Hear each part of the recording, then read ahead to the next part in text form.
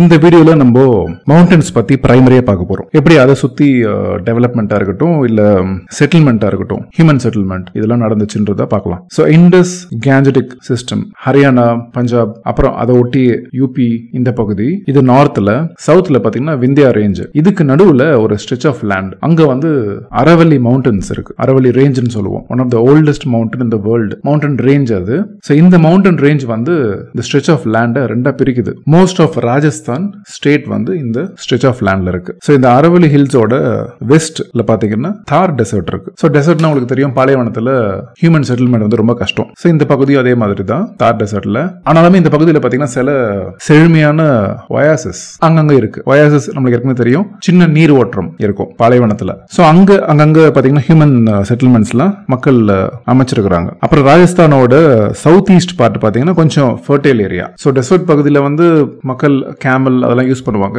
South east இந்த பார்ட்லயும் அதே கேமல்லாம் continue ஆகும். ஆனா பாத்தீங்கன்னா இங்க ஃபர்டைல் ஏரியா ஜாஸ்தி இருக்கும். இது ஏன்ஷியன்ட் பீரியட்ல இருந்து ஹியூமன் செட்டில்மெண்ட் ஜாஸ்தியா இருந்திருக்கு. இன்னொரு முக்கிய காரணம் என்னன்னு பாத்தீங்கன்னா இங்க K3 காப்பர் மைன்ஸ் இருக்கு. காப்பர் சுரங்கம் இருக்கிறதுனால இது சால்குலித்திக் பீரியட்ல இருந்து இந்த இடத்துல வந்து ஹியூமன் செட்டில்மெண்ட் வந்து ஜாஸ்தி இருந்திருக்கு. அதுக்கு முக்கிய காரணம் ஆப்வியஸ்லி இந்த மெட்டல். அப்புறம் ராஜஸ்தானோட கொஞ்சம் ஷேட் ஃபர்டைல் பிளெயின்ஸ் டிமினிஷ் ஆகாம கொஞ்சம் இன்க்ரீஸ் ஆகிற பார்ட் பாத்தீங்கன்னா எக்ஸ்டெண்ட் ஆகிறது குஜராத்ல. எஸ், விந்தியாவுக்கு மேல இந்த இடம் ரொம்ப செழுமையா இருக்கும். அதுக்கு முக்கிய காரணம் என்னன்னு பாத்தீங்கன்னா நர்மதா, தப்தி, மாஹி, சபர்மதி இந்த ரிவர்லாம் இந்த ஸ்டேட்டை வந்து ட்ரெயின் பண்றதுனால, ட்ரெயின்னா அதோட தண்ணி வந்து ஜாஸ்தி இந்த பகுதிகளில் ஓடும். இன்னொன்று குஜராத்தே பாத்தீங்கன்னா டெக்கன் பிளாட்டோட நார்த் வெஸ்டர்ன் கார்னர்ல இருக்கும். அப்புறம் குஜராத்தோட இன்னொரு அம்சம் என்னன்னு பாத்தீங்கன்னா காத்தியாவார் பெனின்சுலா, அங்க மழை வந்து கொஞ்சம் கம்மியா இருக்கும். அதுவும் குஜராத்ல தான் இருக்கு. இந்த காத்தியாவார் பாத்தீங்கன்னா குஜராத்தோட மேப்பே எப்படி இருக்கும், ஒரு டைனோசர் வாய் மாதிரி இருக்கும். ஸோ அந்த டைனோசர் வாயோட லோவர் ஜா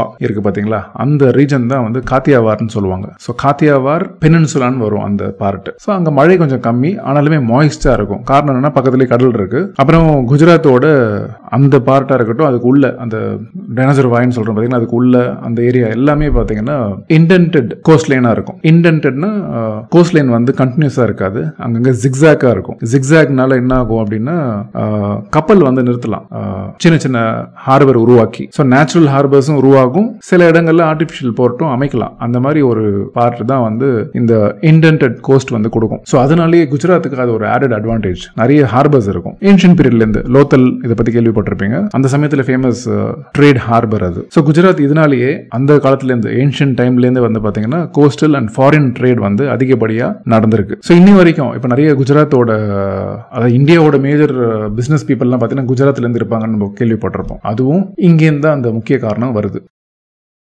நெக்ஸ்ட் வந்து நம்ம நாட்டோட சென்ட்ரல் பார்ட்ல இருக்கிற பிளெயின்ஸ், ஃபர்டைல் செழுமையான இடங்களை பத்தி பார்ப்போம். ஸோ ஃபர்ஸ்ட் வந்து மத்திய பிரதேஷ். ஸோ மத்திய பிரதேஷ்கோட நார்த்ல பாத்தீங்கன்னா கங்கா யமுனா டோப் இருக்கு. அதோட வெஸ்ட்ல வந்து ரிவர் சாம்பல் இருக்கு.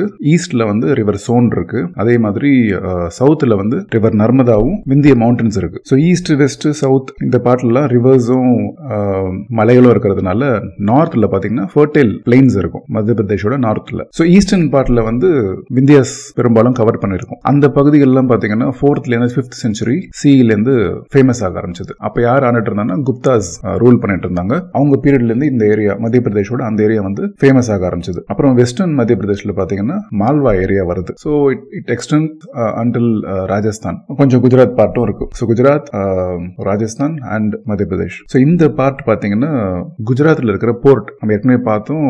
அங்க வந்து இன்டென்டடா இருக்கிறதுனால நிறைய போர்ட்ஸ் அண்ட் ஹார்பர்ஸ் இருக்கும் குஜராத்ல. பண்டைய காலத்துல இருந்து மனிதர்களும் உருவாக்கி இருக்கிறாங்க. சோ அந்த போர்ட்ஸுக்கு வந்து மத்திய பிரதேஷோட வெஸ்டர்ன் பார்ட் மால்வா ஏரியா பாத்தீங்கன்னா ஹிண்டர்லேண்டா இருந்திருக்கு. சோ ஹிண்டர்லேண்ட்னா ஒரு போர்ட்டுக்கு சப்ளை அப்புறம் ட்ரேட் ரிலேட்டட் ஆக்டிவிட்டீஸ்க்கு சப்போர்ட் பண்ற இடமா இருக்கும். சோ அங்க ஒரு செட்டில்மெண்ட் இருக்கும், அங்க வந்து மேனுஃபேக்சரிங் நடக்கும். அதுக்கப்புறம் மக்கள் வந்து விவசாயத்துல ஈடுபடுவாங்க, அதுவும் ட்ரேட் ஆகும். சோ அந்த மாதிரி பகுதியை தான் வந்து நம்ம ஹிண்டர்லேண்ட் சொல்லுவோம். சோ மால்வா வந்து அப்படி இருந்திருக்கு. அதுவும் பாத்தீங்கன்னா 6th செஞ்சுரி பிசில இருந்து ஃபேமஸ் ஆக ஆரம்பிச்சது அந்த பார்ட். சோ இந்த ரீசனுக்காக பாத்தீங்கன்னாவே இந்த மால்வாவும் குஜராத்தையும் கண்ட்ரோல் பண்றதுக்கு நிறைய போர் நடந்திருக்கு. குறிப்பா வந்து டெக்கன்ல இருக்கிற பவர்ஸும் நார்த் பார்ட்ல இருக்கிற பவர்ஸும் சண்டை போட்டிருக்காங்க. யார் ரூல் பண்ணிட்டு இருந்தாங்களோ அவங்களுக்குள்ள சண்டை. அப்புறம் சாக்காஸ்க்கும் சத்தவாஹனாஸ்க்கும் சண்டை நடந்திருக்கு. அது 1st இருந்து 2nd செஞ்சுரி காமன் எரால நடந்திருக்கு. அப்புறம் மராத்தாஸ்க்கும் ராஜ்புட்ஸ்க்கும் சண்டை பாத்தீங்கன்னா 18th செஞ்சுரியில பிரிட்டிஷ்காரங்க வந்ததுக்கு அப்புறம் அந்த சமயத்துல கூட ராஜ்புட்ஸும் மராத்தாஸும் அடிச்சுக்கிட்டாங்க 18th செஞ்சுரி காமன் எரால. ஸோ நம்ம பார்த்த இந்த ஃபீச்சர்ஸ்னாலலாம் பார்த்தீங்கன்னா நெக்ஸ்ட் என்ன நடந்துச்சுன்னா ரீஜனாலிட்டி. இப்பவே நம்ம வந்து ஸ்டேட்ஸ் எல்லாம் பார்த்தோம். ஸோ ஸ்டேட்ஸ்னாவே நம்ம நாட்டுக்குள்ள வந்து ரீஜன் மாதிரி தான். ஸோ ஒவ்வொரு ரீஜனும் பார்த்தீங்கன்னா அதுக்குன்னு ஒரு கல்ச்சுரல் யூனிட், ஒரு மினி கலாச்சாரம் இருக்கும், தனியாக லைஃப் ஸ்டைல் இருக்கும், மொழி இருக்கும். அது நம்மளுக்கு நம்ம நாட்டில் இருக்கிற ஸ்டேட்ஸை பார்த்தாவே தெரியும். நம்ம தமிழ்நாட்டில் தமிழ் இருக்கு, பக்கத்தில் ஆந்திரா தெலுங்கு, கேரளா மலையாளம், கர்நாடகா கன்னடா, அந்த மாதிரி யூனிக் லாங்குவேஜ், லைஃப் ஸ்டைலும் கொஞ்சம் டிஃப்ரெண்டா இருக்கும். ஏன் அது நம்ம தமிழ்நாட்டுக்குள்ளேயே கொஞ்சம் மாறுபட்ட லைஃப் ஸ்டைல்ஸ்லாம் பார்க்கலாம். ஸோ ரீஜன்லாம் ஃபார் எக்ஸாம்பிள் நம்ம சோழர்கள்லாம் ஆண்ட பீரியட்ல கொஞ்சம் டிஃப்ரெண்டா இருக்கும், பாண்டிய மன்னர்கள் ஆண்ட ஏரியா, பல்லவர்கள் ஆண்ட ஏரியா, சேராஸ், இந்த மாதிரி. அதே மாதிரி நார்தர்ன் அண்ட் வெஸ்டர்ன் இந்தியாவில் பார்த்தீங்கன்னா இண்டோ ஆரியன் லாங்குவேஜ் ஃபேமிலின்னு சொல்லுவோம். அது ஒரு ரேஸோ இனமோ நம்ம சொல்ல முடியாது. It's a language family. அவங்க பேசுற அந்த மொழி வந்து லாங்குவேஜ் ஃபேமிலின்னு சொல்லுவோம். ஸோ அதை வந்து இண்டோ ஆரியன் லாங்குவேஜ் ஃபேமிலின்னு சொல்லுவோம். அதுல சான்ஸ்கிரிட் வரும், ஹிந்தி வரும், பஞ்சாபி, பெங்காலி, உருது, இதெல்லாம் அந்த லாங்குவேஜ் ஃபேமிலியில வரும். அதே மாதிரி ஏன்ஷியன் பீரியட்ல இருந்து பாத்தீங்கன்னா பண்டைய காலத்துல இருந்து சான்ஸ்கிரிட் வந்து இந்தியா முழுவதுமாவே டெவலப் ஆயிருக்கு, புரியப்பட்டிருக்கு, அறியப்பட்டிருக்கு. அதுவும் நம்ம வந்து மறக்க முடியாது. இன்னைக்கு கொஞ்சம் டிஃபரெண்டான சிச்சுவேஷன் சான்ஸ்கிரிட் மொழியை வச்சு. ஆனா பண்டைய காலத்துல பாத்தீங்கன்னா எல்லாருக்குமே அதை பத்தி தெரியும், சில வார்த்தைகள் தெரியும், கொஞ்சம் பேசுவாங்க, அந்த மாதிரி. அதே மாதிரி ஒவ்வொரு ரீஜன்லயும் பாத்தீங்கன்னா சான்ஸ்கிரிட் இந்த பரவல் இருந்ததுனால அந்த ரீஜனல் லாங்குவேஜஸ்குள்ளேயும் சான்ஸ்கிரிட் உள்ள அந்த வார்த்தைகள்லாம் இருக்கும்.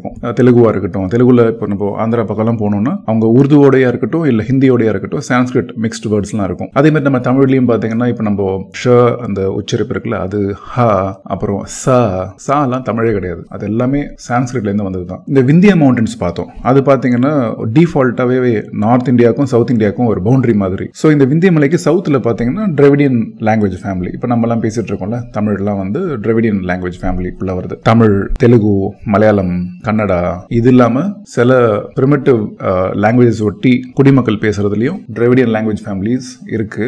அதை பத்தி தெரிஞ்சா கமெண்ட்ல போடுங்க. இது இல்லாம இப்ப பாகிஸ்தான்ல இருக்கிற பலோச், அதுவும் டிராவிடியன் லாங்குவேஜ் ஃபேமிலி தான். அது நம்ம நிறைய பேருக்கு தெரியாது. அப்புறம் இந்த விந்திய மலைப்பகுதி இருக்கு பாத்தீங்களா, இங்க பிரிமிட்டிவ் பீப்புள், அதாவது பழங்குடி மக்கள்லாம் இன்னும் இருக்கிறாங்க. அவங்களோட கலாச்சாரம், மொழியும் பாத்தீங்கன்னா கொஞ்சம் டிஃப்ரெண்டா இருக்கும். அப்புறம் நம்ம கோஸ்டல் பிளேன்ஸ், வெஸ்டா இருக்கட்டும் ஈஸ்டா இருக்கட்டும், ரெண்டு பகுதியும் பாத்தீங்கன்னா பண்டைய காலத்துல இருந்து வணிகர்கள், ட்ரேடர்ஸா இருக்கட்டும், செட்டிலர்ஸ், அதாவது மைக்ரேஷன் பண்ணி குடும்பத்தோட வந்து செட்டில் ஆகணும்னு சொல்லிட்டு வருவாங்க பாத்தீங்களா, அந்த மாதிரி மக்களை வந்து அட்ராக்ட் பண்ணிருக்கு, ஈர்த்திருக்கு. அதே மாதிரி இந்த பகுதிகள்னால ஃபாரின் ட்ரேட் வந்து டெவலப் ஆயிருக்கு, குறிப்பா சவுத்துல. ஏன்னா நம்ம கோஸ்டல் பிளைன் பண்டைய காலத்துல குறிப்பா பாத்தீங்கன்னா ரோமன்ஸ் வந்திருக்காங்க. அப்புறம் இந்த விந்திய மலை நம்ம பார்த்தோம்ல, நார்த் சவுத் டிவைடு, அதுவும் வந்து ரொம்ப பெரிய பவுண்டரி எல்லாம் கிடையாது, ஈஸியா தாண்டி போயிடலாம் தான் செய்யலாம். ஸோ அதனாலையும் பாத்தீங்கன்னா migration between north and south வந்து ரொம்ப காமன் தான். ஸோ அந்த விஷயத்துல பார்த்தோம்னா லாங்குவேஜ் எக்ஸ்சேஞ்ச் இருக்கு, கலாச்சாரமும் எக்ஸ்சேஞ்ச் வந்து நடந்தது தான் இருந்துச்சு காலங்காலமா, இன்னைக்கும் நடக்குது. ஸோ அதே மாதிரி இந்த எக்ஸ்சேஞ்சில் பவர்ஸும் அரசர்களும்